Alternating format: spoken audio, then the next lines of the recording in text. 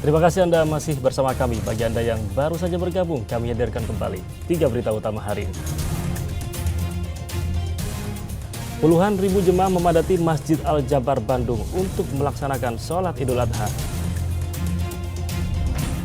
Libur panjang Idul Adha dimanfaatkan warga untuk pulang kampung ke daerah atau berwisata ke berbagai lokasi wisata. Menikmati sejuknya udara sambil bermain air di lokasi wisata air terjun Cijalu di Subang.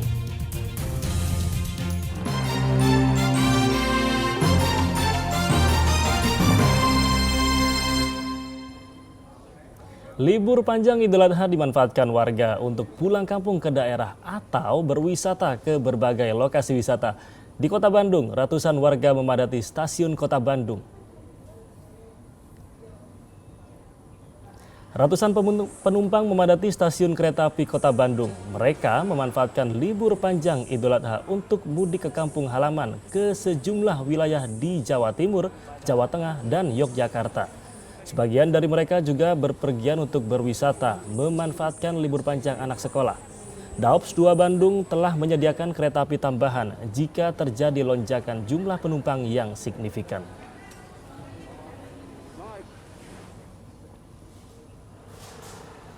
Di ruas tol Purbalenyi pada malam takbiran Rabu malam, arus kendaraan dari arah Jakarta menuju Bandung terpantau padat merayap.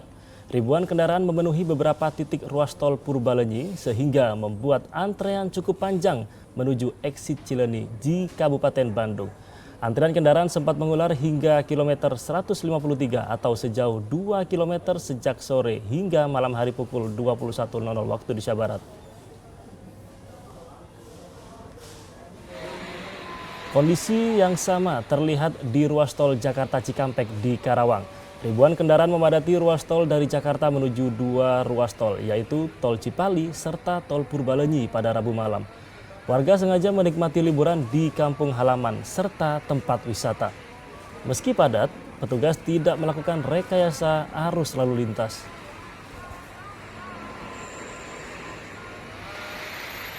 Kepadatan juga terlihat di Terminal Bus Klari di Karawang.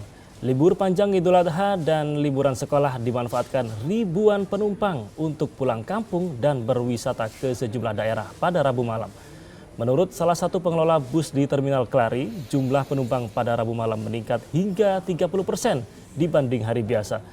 Tujuan bus didominasi ke arah wilayah Jawa Tengah dan Jawa Timur.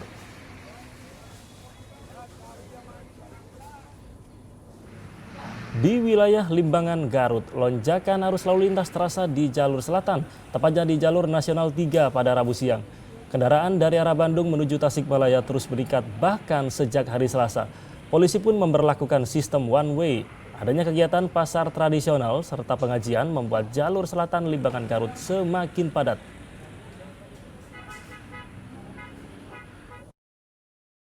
Pada perayaan Idul Adha, permintaan besek atau peti yang terbuat dari anyaman bambu di Tasikmalaya meningkat. Hal itu membuat harga besek naik 3 kali lipat dari biasanya.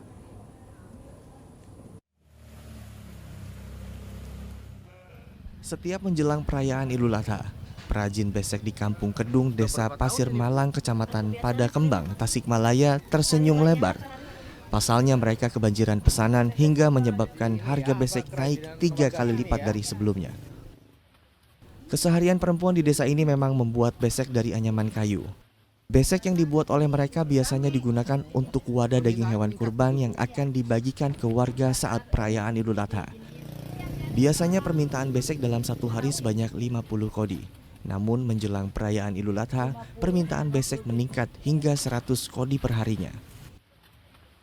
Ya, meningkat. Meningkat ya. Harganya? Harganya Naik. naik. Berapa kali lipat dari harga normal biasa? Kadang sampai 3 kali lipat ya. 3 kali lipat ya. Kalau mau Idul Adha. Oh gitu. Emang kalau normalnya harganya berapa? Kalau normalnya harganya 6.000. 6.000 per kodi, sekarang jadi 18? 18.000. 18 per ribu. Perajin besek yang terbuat dari anyaman bambu seharusnya mendapat dukungan dari pemerintah. Sebab jika daging dibagikan menggunakan plastik, plastik tersebut dapat mencemari lingkungan karena tidak mudah terurai. Eko Setiabudi melaporkan dari Kabupaten Tasikmalaya. Nah, memasuki libur sekolah, objek wisata alam Parung di Kabupaten Tasikmalaya menjadi buruan anak sekolah. Mereka memanfaatkan liburan di tempat yang nyaman untuk bermain sekaligus belajar serta melupakan gawai untuk beberapa waktu.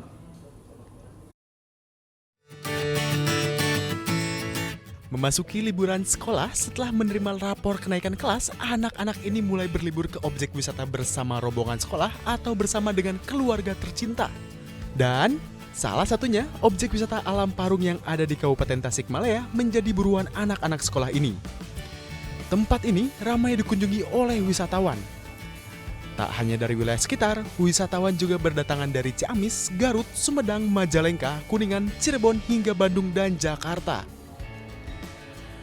Objek wisata ini menyajikan aneka permainan bagi anak sehingga mereka bisa menikmati permainan bersama keluarga seperti playground pelangi di mana anak-anak dan guru serta orang tua bisa bermain bersama.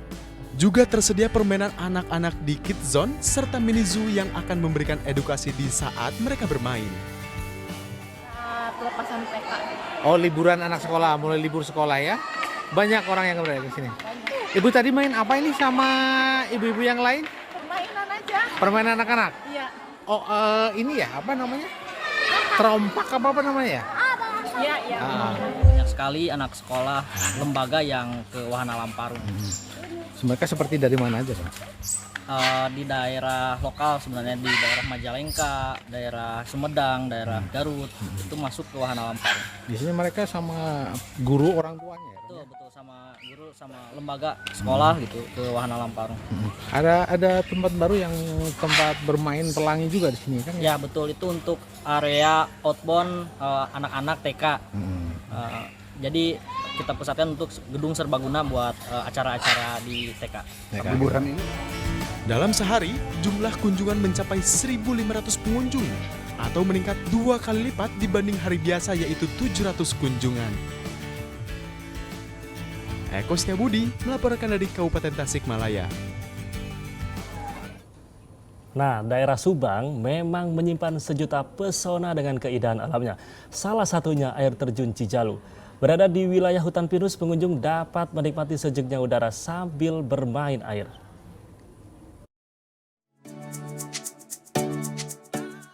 Setelah sampai di Desa Cipancar, Kecamatan Serang Panjang, Kabupaten Subang, pengunjung yang hendak ke Curug Cijalu disambut hamparan hutan pinus. Tentu saja, pengunjung dapat menghirup udara yang sejuk sambil bermain di lokasi air terjun. Curug Cijalu bisa jadi alternatif tempat liburan bagi keluarga. Sebab di sini pengunjung bisa menikmati alam, menginap di dalam tenda sambil mendengar percikan suara air terjun. Ya sengaja. Kenapa milih wisatanya di sini, Bu? Ya karena pegunungan sejuk. Ya. Kan Karawang panas tuh. Di sini mah enak kan gitu, dingin. Oh, jadi sejuk ya, Bu ya? Ya. Apa sih yang didapat, kenikmatan apa aja di sini? Menikmati apa aja? Menikmati air terjunnya, terus jalan kakinya lumayan. Seru ya, Bu ya? Iya. Di kawasan ini terdapat sepasang air terjun yang tumpahan airnya membelah bukit di puncak Gunung Sunda. Air terjun ini berada sekitar 800 meter di atas permukaan laut, dengan ketinggian air terjun mencapai 50 meter. Untuk masuk ke lokasi wisata Curug Cijalu, pengunjung hanya perlu merogoh kocek Rp17.000 per orang. Tapi jangan lupa sisakan Rp5.000 untuk biaya parkir satu kendaraan. Zainal Arifin melaporkan dari Kabupaten Subang. Informasi tadi mengakhiri jumpa kita. Atas nama rekan yang bertugas, saya Rama Ditya Domas mengucapkan terima kasih atas kebersamaan Anda. Selamat beraktivitas dan sampai jumpa.